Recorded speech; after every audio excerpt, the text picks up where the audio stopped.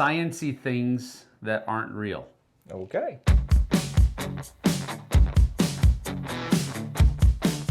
Hey folks, welcome back to the Dice Tower. I'm Sam. I'm JT. And this is our bottom 5. That is to say, our numbers 10 through 6 are bottom 5 science fiction games. So this is part of a top 10, but we're putting half of it up here, and the other half is going to go on the flip side, where we normally put up content, and you can go watch that as soon as you get done here. What, pray tell, are science fiction games? Star Wars ones, Star Trek ones. Just kidding.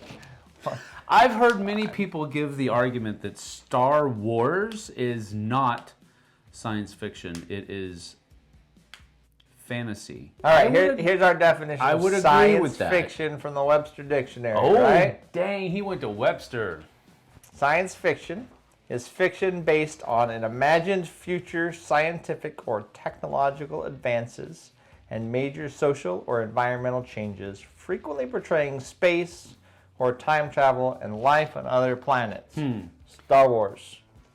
But Star Wars happened a long time ago in a galaxy far, far away. It's not future.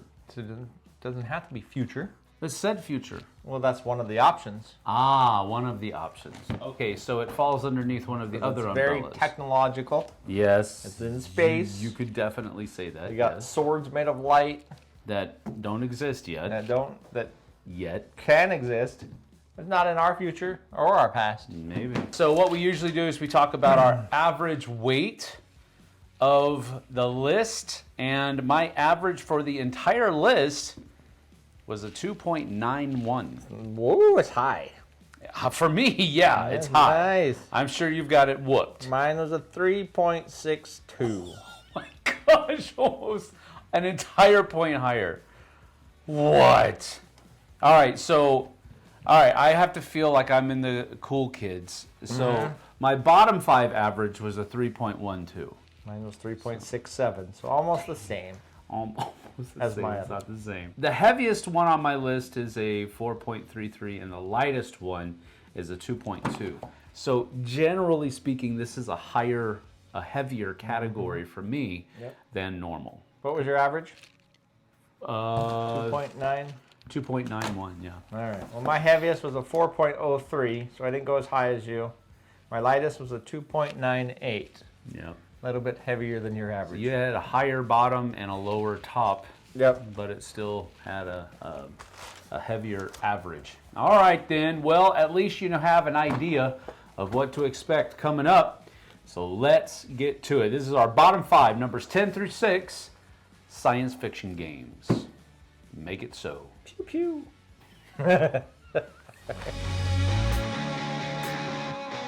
My number 10 doesn't have any laser swords or blasters or even spaceships, really, for that matter. But it does have an alien artifact that we are trying to deconstruct and, I guess, stop the different alien traps or something to that effect. Just before Loki stabs you in the heart with it? Yes. Okay. The Tesseract. There you go. That is exactly what this is.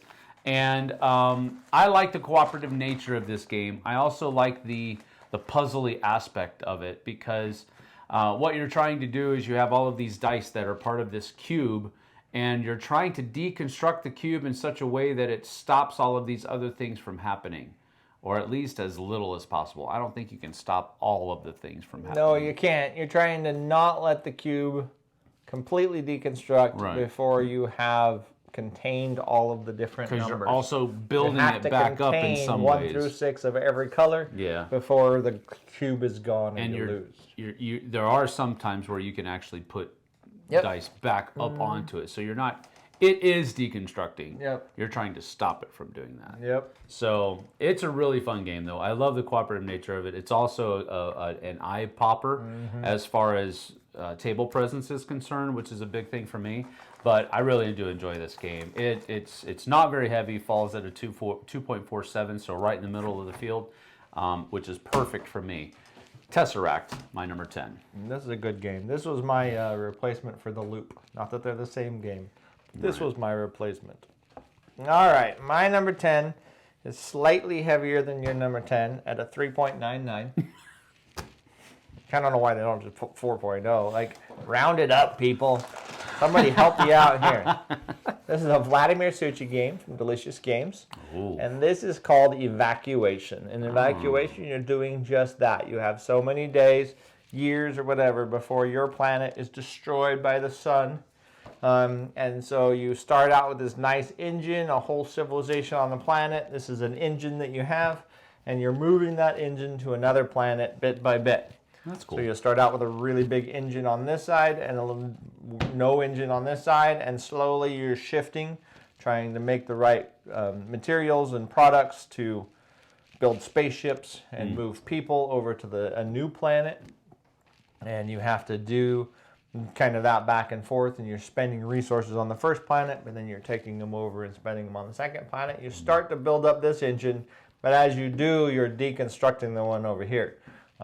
Cool thing about the game is you have two different pools of resources. You have the pools of resources on this planet and the pool of resources on this planet. So steel on this planet isn't going to help you do anything. So you have to balance. Oh, really? Yeah, you can't spend the steel from this planet for this planet. Okay. Yeah. You'd have to travel it back over there to do it. So you're having to manage both planets as they pull apart. That wasn't me. Maybe it was. Definitely. But anyways, that's my number 10, Evacuation. Cool. My number 9 is a classic. A classic. It's really just a negotiation game, but it's got planets, it's got alien races, it's got spaceships, it's got it's got a warp like gate type of thing, and it's called Cosmic Encounter. I'm pretty sure that was in the past, in our distant past. Is it? Well, we're the only race left. So. I don't think so.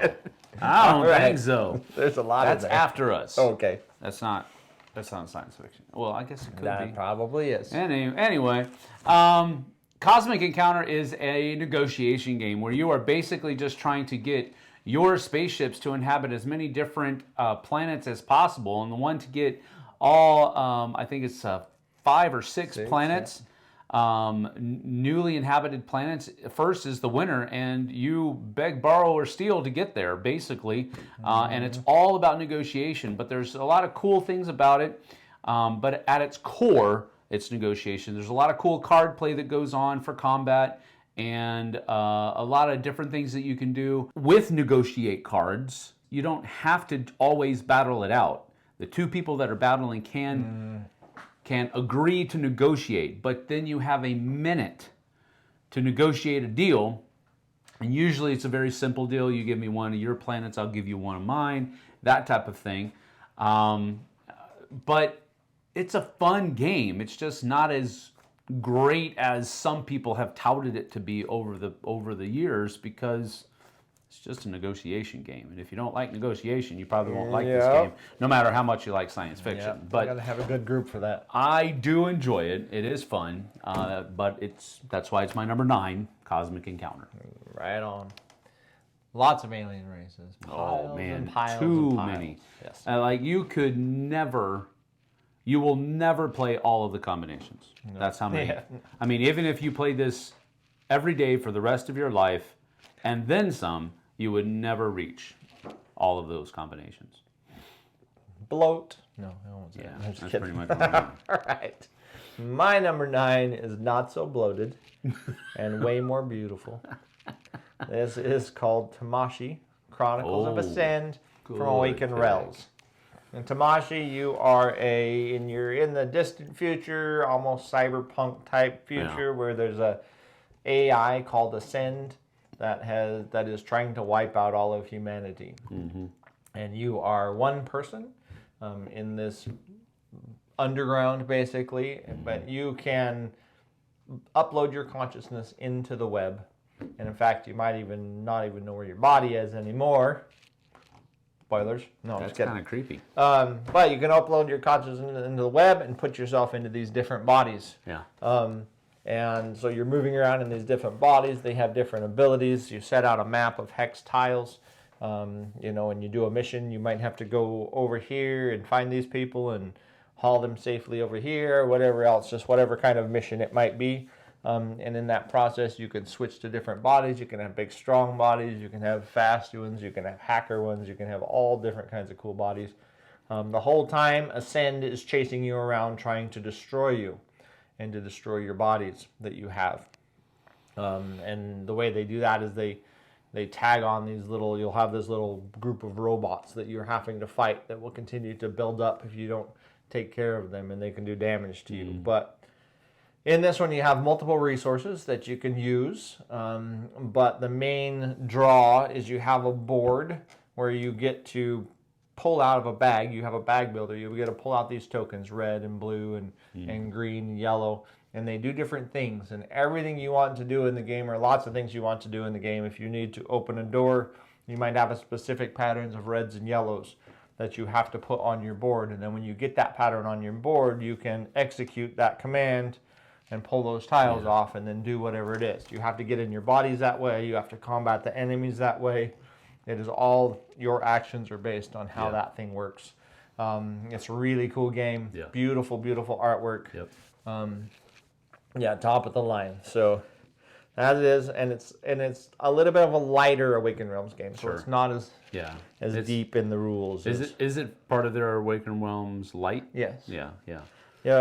It's kind of like a cross between, I was just thinking about this, it's kind of like a cross between Cyberpunk and The Matrix. Yeah. That's what it feels like. Yeah, kind of.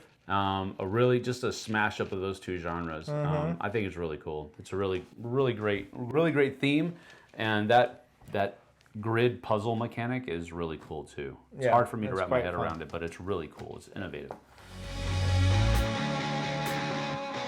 All right, my number 8 is another classic. Well, I guess the first edition would be considered the classic at this point, but it's on its 4th edition, and this is the heaviest one on my list, 4.33, is Twilight Imperium 4th edition. And if you want an epic space battling, politics, everything, diplomacy, area control, anything you can absolutely think of that you want in an epic sci-fi fantasy game or a sci-fi game, this is what it is. Including how long it takes to play. We're talking at least 4 hours. At least 4 hours, probably closer to 8. For any group of people. I've heard stories of groups that, we can play a 6-player game in like 3 hours. And I'm like, did you do anything else? Did you breathe? I've heard people say, we've played a great 4-player game in 16 hours. So it was amazing, and we had good memories to come. Oh, that's true. I don't know about that. 16 hours for a 4-player game. I've played a 3-player game in 4 hours.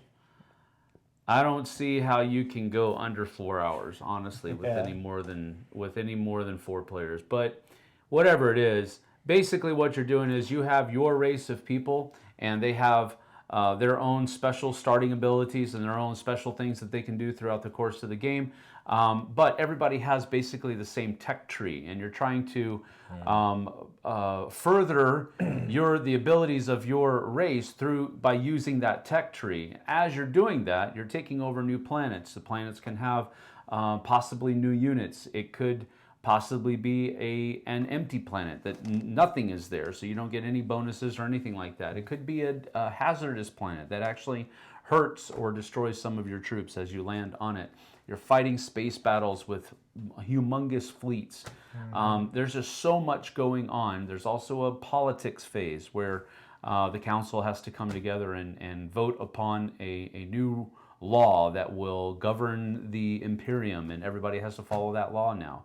It's just a lot of really fun stuff. But the main detractor, and the reason it's so low on the list, is because it does take a good chunk of time to play. It's hard to set up, hard to tear down. So you really have to commit in order to play this game, and that's why it's low on the list. Otherwise, it would be much higher, but I have to factor that in. That's my number 7? No, 8. My number 8, Twilight Imperium 4th edition. If you want to play a really epic version, you take edition 1, 2, 3, and 4, you combine them together, and you just Put them on the floor. Thankfully, that's impossible. They are not cross-compatible. Okay. But I was thinking you could maybe take 2 copies and put them together and run a 12-player game. Woo-wee. All right, that's enough. No, thank you. All right, my number 8 is It's been 84 years.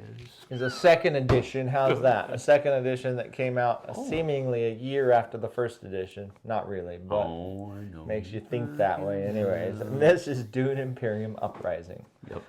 Dune Imperium, as much as I give Uprising heck because it came out when it did, and I felt like they wasted my money. They didn't waste my money with Dune Imperium and all the expansions and all the stuff, but then they kind of replaced the whole thing pretty quickly. But yeah, so on and so forth.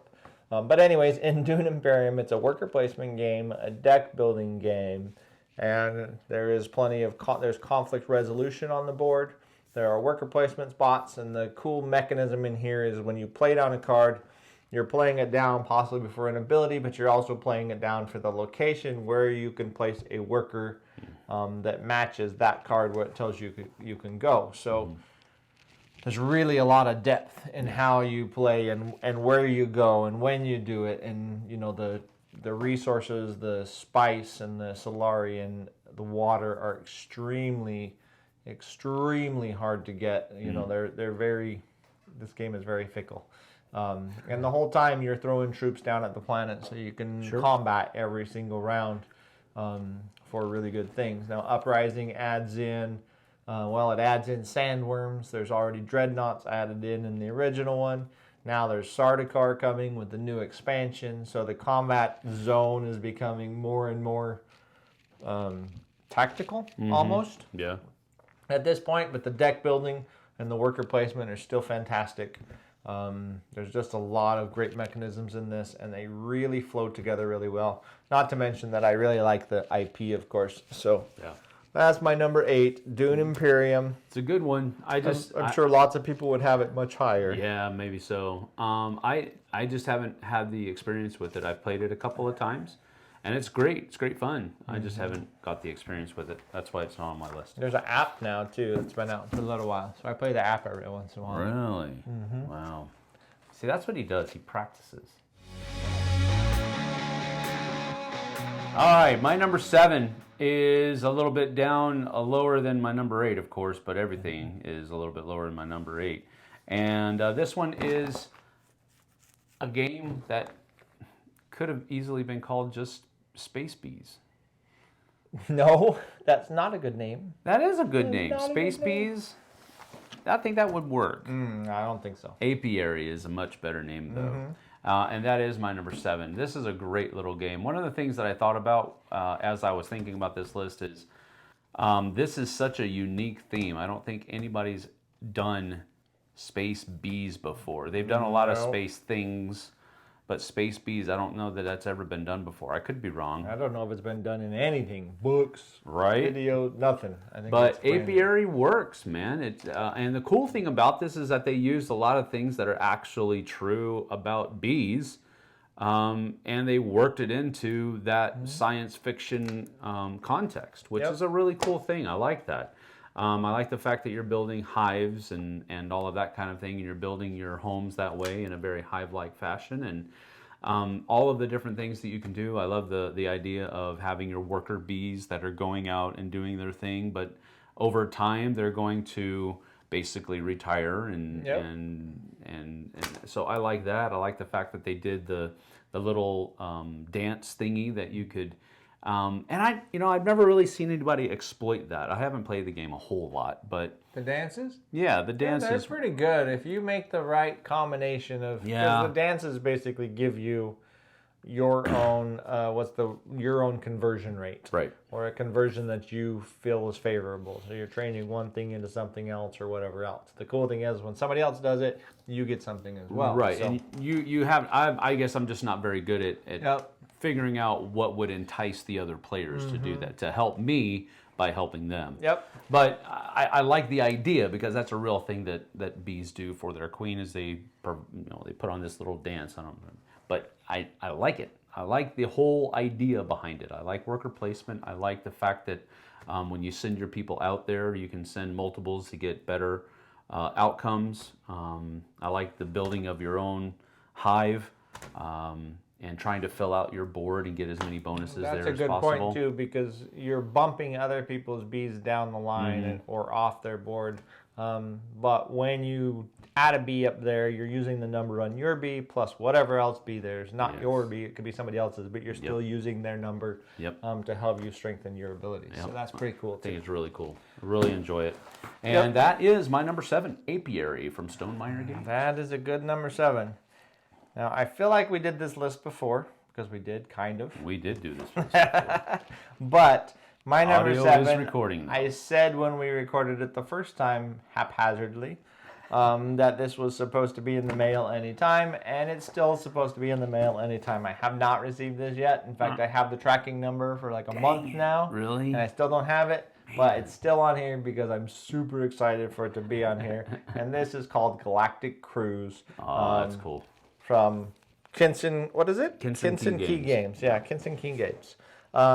In this game, there are multiple different actions on the board, but what you're doing in the breakdown is you're building rockets, spaceships, space cruises that take different modules in them, leisure modules, outdoor modules, whatever else, and you're building these spaceships up, and then you're going to another part of the board, it's worker placement, but you're going to another part of the board, you're bringing on passengers, you're picking the path of your cruise ship. So this ship is going to go these 3 places. I'm going to take this, and so now you're trying to entice specific passengers, kinds of passengers that are looking for specific activities. Yeah. So you want to kind of match up the modules you have in your spaceship with your space cruise ship, with the destinations that you're sending that ship, and you can build multiple ships. I think up to 4 each. Pretty sure that's right. And the cool thing is you only start out, I think, with 3 workers, and you can get 3 more that are better workers, that are like upgraded workers. But when you send a ship off, you have to put one of your workers as the captain of that ship. And so if that ship's going to make 4 stops for the next 4 rounds, that worker's busy. He's flying off in space. He can't help you at all. So you're really having to manage your workers, make sure you have enough to do what you need. Yeah. If you put them all out there in captains, then you're not doing anything. There's also this cool mechanism. You have a player board that you get to upgrade as you go. You get to take off these little factories or buildings, which give you more stuff and give you more capacity for resources, I believe.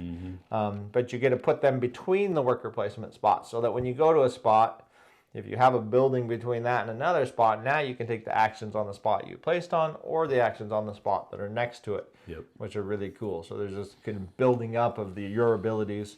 You can pay other people to use their buildings to take the other action. There's just a lot of really cool, I want to say very Lacerda-esque type of game. And I really like Lacerda. And I really like this game. It is smooth. The theme is great and it really fits. I'm super excited for this. My number 7 is Galactic Cruise. Very good. Artwork is graphic designs by Ian O'Toole. So he did a great job on that as well. And yeah, everybody's saying it's very Lacerda-esque. As far as the complexity, how the game plays, and how smooth it is, and all of that kind of stuff. So they knocked it out of the park with this one. I enjoyed it, and I'm not a heavy Euro fan. And I still enjoyed it. I think it has a great theme. And it's just very well produced. All right, my number 6 is a game that I don't own. How many of these do I not own? 1, 2. I don't own half of my list. I own all of my list. Well, except for I don't have one of them yet. But yeah, that one's not here. You don't own it yet. Own 9 of them. Yeah. Anyway, this one is one that I don't own, but I've played it exactly once, and it left that much of a mark. And it's called Unsettled. Now, I did not give this a second glance because I'm very aesthetic. I just looked at the box. Done. Pass. Don't care. JT got his copy in, brought it over, and I was like, holy crap, what is this game? Then I noticed the box that I dutifully passed over a while ago. Ah, crap. So we played the game. So much fun. Had such a great time. You're basically a science crew going down to a planet. Each planet is its own kind of campaign or sets of missions, I guess you could say. I don't know how you want to Scenario, pay I think. scenarios. Yeah, sure. That's a good idea. That's a good way to put it. And you're trying to research the planet as much as possible. But the coolest thing about the game is that I liked was all of the humor that they injected into the game that I think would probably be there if what you were doing was actually happening. Well, that could Like be. a scientist comes up and finds this sloppity glook thing, and he has or she has no idea what to call it. So they come up with a name on the spot. Are you gonna drink it? Yeah, are you gonna drink it, right? Just kidding. Did a gnome give it to me? No, not yet. Or a kinder? Probably not. Anyway, I really do enjoy this game. Like I said, I've only played it once. It was the trampoline planet. I don't remember the name of the planet. But it was very, very fun. And I very much enjoyed it. So it was an automatic inclusion for my list. That's my last one for this side. Nice. Unsettled, my number 6. That's a great pick. That's so much fun. Each of those boxes has a different planet in it with completely different rules, completely different goals, and then there's multiple different scenarios you can play. So you just pick a scenario, pick a planet, and go for broke. That's great. Try to get off. Yep. It's awesome. Before it eats you. All right, that's a good pick. All right, my number 6, the last one on this list, is also the heaviest one on my list. And this is from Chip Theory Games, and it is called Burn Cycle. It's probably Burn the Cycle. heaviest, physically heaviest It is one. heaviest. Yeah, it's physically heavy. Well, until we got Elder Scrolls. Now I'm pretty sure that's true. heavier. But anyways, Burn Cycle, you are robots, and they all have special abilities. The robots' abilities are really cool. They do all kinds of crazy things. One of them can pretend it's a guard robot, which is funny because you put on the guard robot face so the guards don't bother you, but then you have to do a guard path just like if you were that guard. Like that program, that's cool. That program sits into you all of really a sudden. sell and it. So you have to really sell their, whatever else. But you're robots and you're rebelling against the corporations that basically control everything, control you.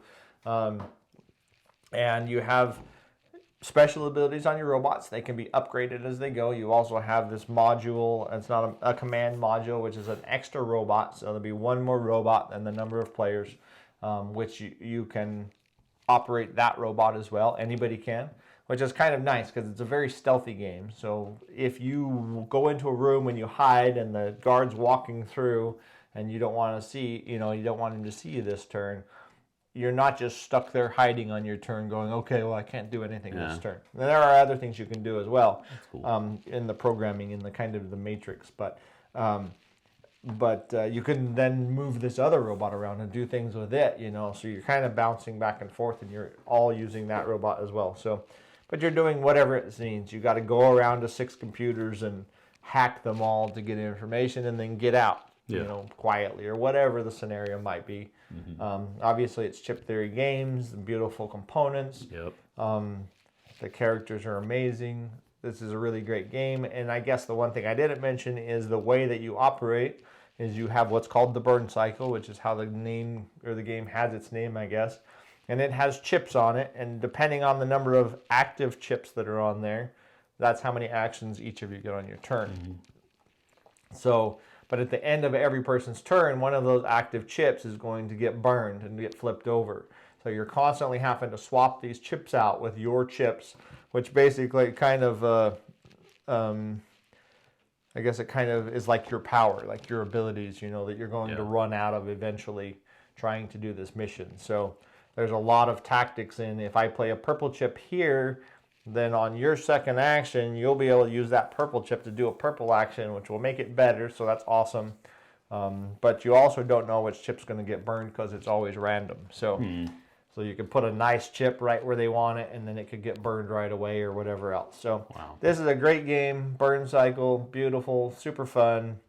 That is my number 6. That's cool. Science fiction game. Number 6. All right. Well, what you can do right now is, first of all, leave us a like and a comment here.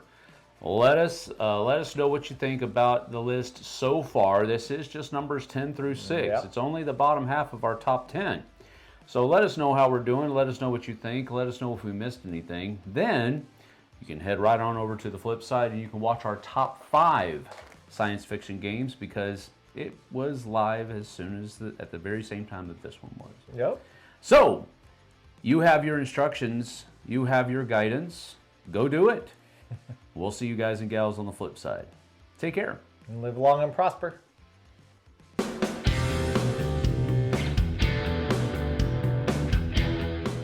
Hey everybody, thanks for watching this video. If you like this review or whatever you just watched, wasn't it amazing? Check out our channel, Dice Tower. We have all kinds of things. We review games, we do top 10s, we play games live. It's all about board games, but especially the people who play them. Check out Dice Tower YouTube channel.